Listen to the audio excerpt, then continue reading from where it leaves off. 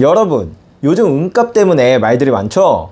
어떤 분들은 이제 고점 찍었으니 떨어질 일만 남았다 라고도 말하고, 또 어떤 분들은 아직 시작도 안 했다 이렇게 이야기도 합니다. 심지어 최근 몇몇 매체나 투자자 커뮤니티에선 은값이 곧 폭락할 수도 있다는 경고까지 등장했죠. 그래서 오늘 이 영상에서는 그 주장의 근거가 뭔지 하나하나 뜯어보면서 실제로 지금 은시장은 어떤 상황인지 과거의 사례와 비교해가며 같이 분석해보려 합니다. 단순히 누가 맞고 누가 틀렸는지를 따지려는 게 아니라 지금 우리가 처한 이 시장의 구조가 어떤 신호를 주고 있는지를 깊이 있게 들여다보자는 거죠.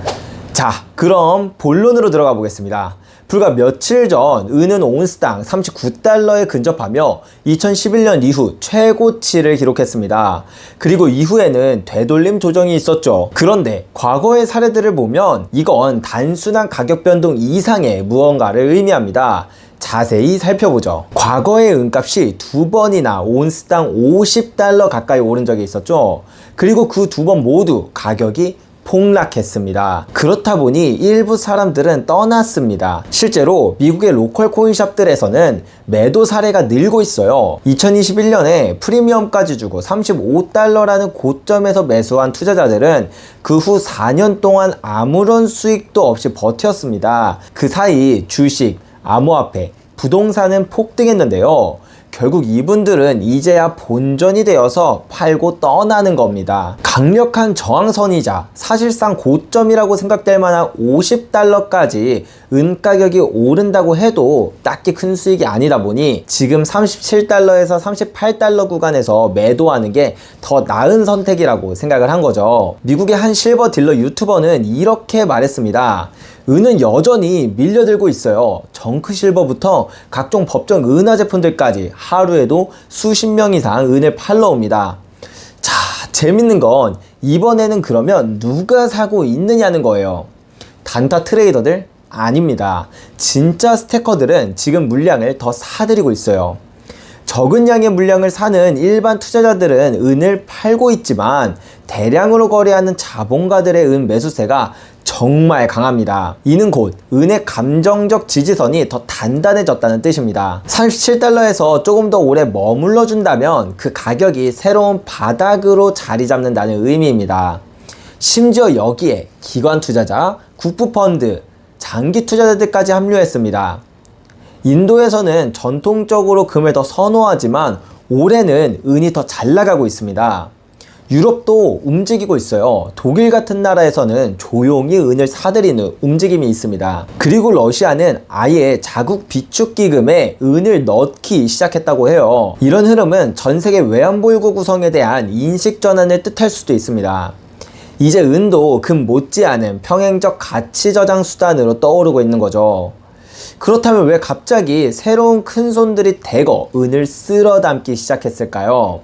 하나씩 자세하게 알려드리도록 하겠습니다. 일단 첫 번째로 멕시코 관세 이유가 좀 컸습니다. 2025년 7월 초 미국은 멕시코와 유럽연합을 포함한 주요 교역국들에 대해 최대 30%에 달하는 전면적 관세를 발표했습니다.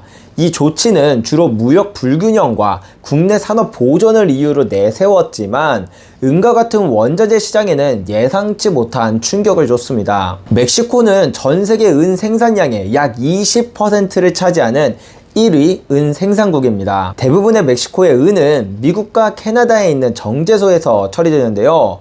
이러한 관세 부과로 인해 정제소로 은 광석의 공급이 일시적으로 줄어들게 되어 미국 내 은 현물 프리미엄이 높아지게 되었습니다. 정제 및 물류 병목으로 인해 일시적인 공급 부족이 발생하면 ETF와 코맥스 같은 파생시장과의 괴리도 커질 수 있기에 지루한 횡보에 지친 개인들이 은을 내놓는 현 시점에서 큰손들은 실물부터 먼저 쓸어 담는 이런 움직임이 나타났다고 볼 수 있습니다. 다음으로 두 번째로 은이 매우 싸다는 것은 팩트입니다.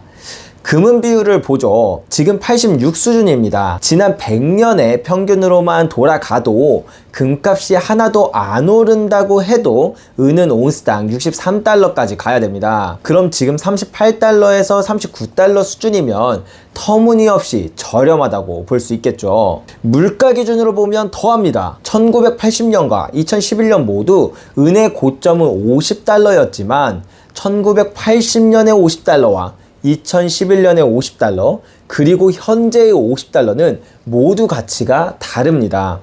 그래서 인플레이션을 계산한 실질 가격으로 보면 1980년 은의 실질 가격은 약 197달러, 2011년엔 71달러였습니다. 지금은요 38달러.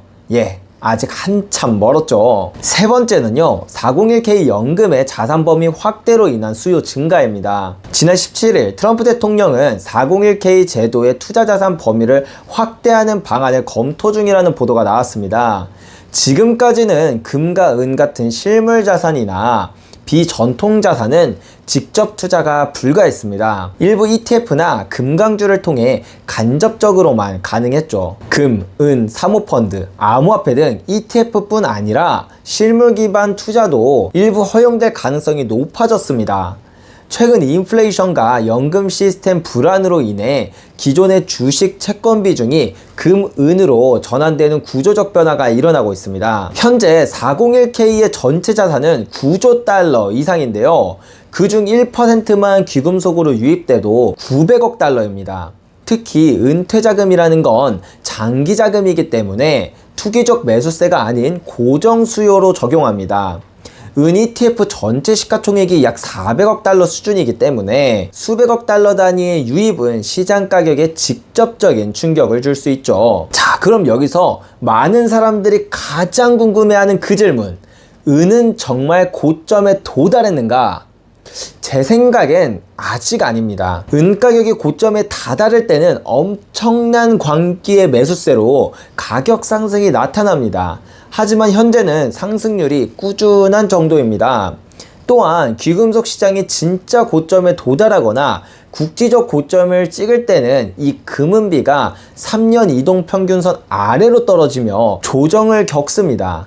2011년에 우리가 봤던 것처럼요. 자, 결론은 이렇습니다. 은은 너무나도 저평가되어 있습니다. 그것을 먼저 깨달은 큰손들은 실물부터 쓸어담고 있고, 그리고 앞으로 은은 더 비싸질 겁니다. 또 앞으로 실물을 사기는 더욱더 어려워지겠죠. 그래서 공포심을 불러일으키는 뉴스나 콘텐츠에 너무 현혹되지 마세요. 금과 은을 스택하는 이유는 공포가 아니라 확신이어야 합니다. 지난 25년 동안 확인된 흐름은 분명합니다. 귀금속 가격 상승과 화폐 가치 하락, 그리고 이 흐름은 계속될 겁니다. 우리는 지금 소액 투자자들에게 불리하게 짜여진 금융게임 안에 있습니다. 이 모든 걸 고려하면 실물자산 보유 여부가 앞으로의 삶을 결정짓게 될 것입니다. 통화 시스템의 변곡점에서 여러분들과 함께 고민하고 함께 나아갈 저는 양벨이었습니다.